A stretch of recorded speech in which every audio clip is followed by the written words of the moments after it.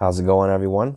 Thank you for joining me, Orlando Ruiz Jr., and this is my review of Psycho from 1960.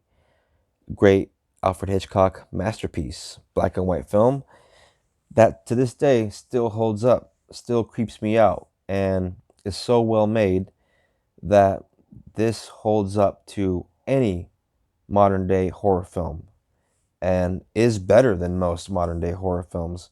I watched this movie for the first time around the age of 13, and I watched it after having seen most of the stuff that had come out up to that point, like your Freddy's, your Jason's, Texas Chainsaw Massacre, the Evil Dead. So I had seen all the great horror films of the 70s and 80s, and of course I was big into the black and white monster movie classics, the Universal classics from the 30s and 40s. So black and white movies weren't something that I was like unfamiliar with, but I at the time when I watched this for the first time, I honestly did not have any idea what I was getting into. Like, I knew I was going to watch a black and white movie, but I was completely taken by surprise by the level of craftsmanship, the quality of storytelling,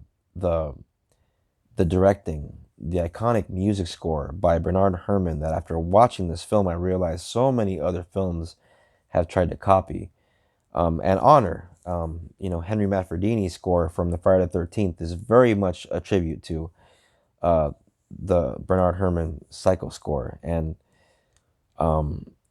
this movie does feel, it has that kind of story that you can watch this unfold.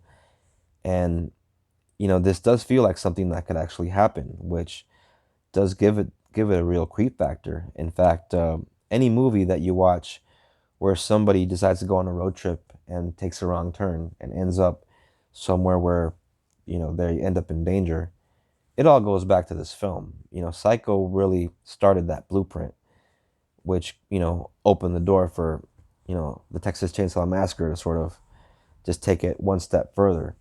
Instead of one lady on a drive, it's a group of friends. And yeah, it just it really is the godfather of the slasher genre, and that can be debated. I understand Peeping Tom did come out in 1960, and I enjoy Peeping Tom. It is a good film, but it is no Psycho. I'm sorry. You could watch Psycho without the sound and just check it out without sound. You'll be amazed. You can follow the story without anything whatsoever. It's just that kind of craftsmanship. We're talking pure cinema. And it's really great that I can say that about a horror film. And the character of Norman Bates is iconic. He's one of the most iconic screen characters of all time. Anthony Perkins was born to play this part, and this movie has a real just unsettling tone as it keeps going. You feel like something is wrong, but you're not sure exactly what. And the more time Marion Crane, our female character, spends more time with this Norman Bates guy, we just have a sense that something is off, something isn't right, and there's a real sense of dread. And for an old movie to this day still carry that through and do it better than most modern films, that really says something about the genius of Mr. Alfred Hitchcock. So, highly recommend this film. This is what I call a bucket list film, a one of a kind movie experience. Like watching Pulp Fiction or The Matrix or The Godfather for the first time. When you finish watching this movie, at least when I finished watching this movie, I said to myself, "Where have you been all my movie watching life?" It's just one of those kinds of experiences. And for a horror movie to give me that, it's a special thing because I love the horror genre. After watching this film, I realized where so many movies had their influence and had borrowed from. And of course, Jamie Lee Curtis's mother is, Janet Leigh. She's the, heroine, main protagonist here. And, great characters on the side with Martin Balsam as the detective. You have The sister, Lila, um, Vera Miles, I believe, plays Lila. Yeah, John Gavin is a great supporting role of Sam Loomis, and you know I can't say too much about this film. It's one of those movies. It's very if you spoil this movie, it's just not the same. It's this does have some surprises in there in store. So all I want to say is it is a killer with a knife. There are some twists involved, and there are this is more than just a typical horror film. There are layers to this film. The story gets deep, and it's simple and brilliant all at the same time. Highly recommend this film. uh, there are not that many movies that I can compare to this one, old or new.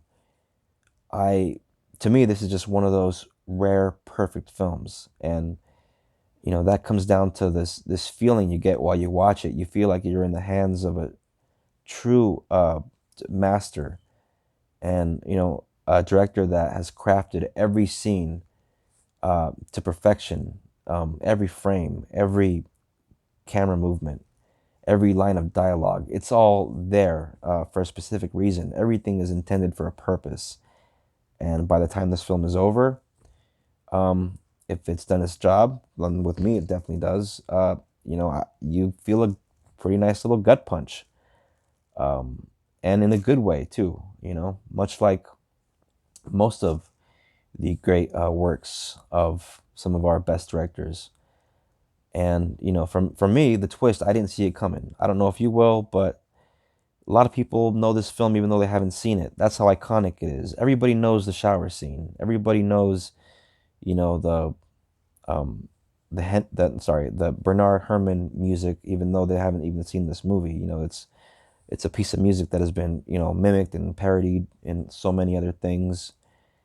And like they said, Jaws made people afraid of the beaches. This movie made people afraid of the showers. People are starting to look over their shoulders after this movie, getting in the shower. So, um, you know, and there is a bit of realism when it comes to the roots of this film, when it comes to the book, the subject matter from the book that this movie's based on.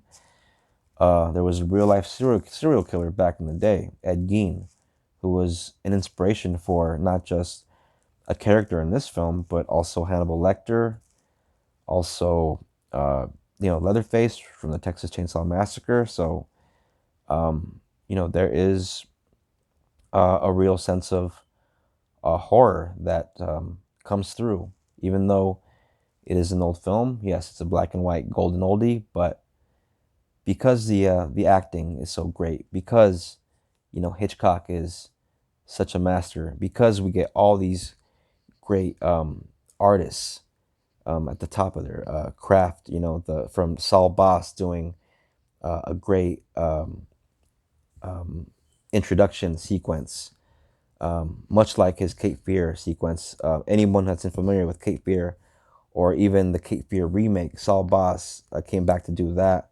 Saul Bass. I'm sorry, I'm butchering the guy's name. Saul Bass, I think.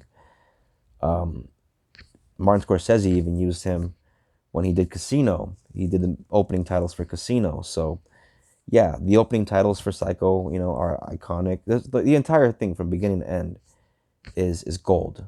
So highly recommend this as a little viewing party. It's always good with small groups or a large group, or even just by yourself in the dark. Spend some time with Marion Crane and Norman Bates out on the old highway. So okay, that'll do for now. Don't want to give away too much. I don't want to say nothing, because if I give it away, that just, yeah, I don't want to mess up anyone's experience. It's a great one. It's a great first viewing experience. So yes, please check it out. 1960, Psycho. I think I saw this on Peacock not that long ago. But if for whatever reason it should not be on there anymore, that is the Blu-ray. It is out there. The hard copies exist, my friends. So this is a treasure trove of a film. Go ahead and look for it. Um, I can't rave about it enough. It is just one of those, um, iconic films. They even made a show, Bates Motel. Even the show is good. So watch the movie and then check out the show. And then, check out Psycho 2. Maybe I'll talk about that in a few months, maybe come October. Yeah, I need to keep some stuff for October. I was thinking about talking about Psycho, way later on, like around October time, but uh, I don't know. I just couldn't contain myself. I had it on my mind, so I thought, why not talk about it now? So maybe I'll talk about Psycho 2 and 3 uh, later on down the road, closer to Halloween time. So thanks for hanging out for a little bit. Always appreciate it. And, look out for the next review. Gonna talk more classic movies. Uh, Always do. That's my thing. So check out the next one. Be on the lookout. Be sure to hit that bell, subscribe, like, share, comment. And until next time, peace out.